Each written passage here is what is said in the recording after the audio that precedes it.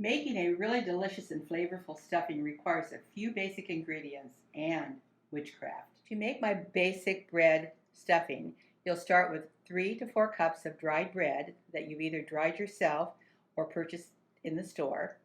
You'll then need your basic stuffing ingredients: chopped celery, onion, shallot. I'll be using chopped mushrooms, salt, pepper, dried herbs, fresh herbs if you're lucky enough to have them, 2 beaten eggs, a cup and a half of chicken broth. I'll also be adding a sausage mixture to our stuffing because that's our family favorite, and 1 cube of melted butter with garlic. I'm sauteing our sausage mixture, which is a mixture of a sweet Italian sausage and pork sausage. Some people like all Italian sausage and some people like all pork sausage, but in our family we find the mixture is the most popular. Once your sausage has finished cooking and you're happy with it, it's time to add all those beautiful chopped onions, celery, shallots, and mushrooms. We'll save the fresh herbs until this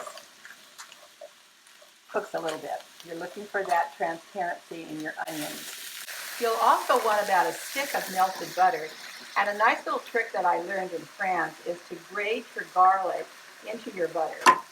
It infuses the butter nicely, and you just get a beautiful garlic flavor. I'm using about 3 cloves of garlic.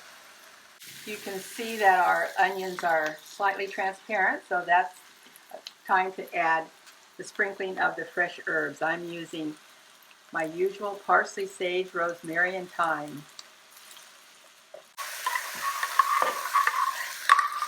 And with your beautifully infused butter and garlic, spread a little bit around your vegetables as they're sauteing. While our vegetables are finishing up on the stove, I'm adding our dry herbs, about 1/2 teaspoon of pepper, about 2 teaspoons of dry herbs, and about a teaspoon of salt. Mix it all together. And now it's ready for the sauteed vegetables.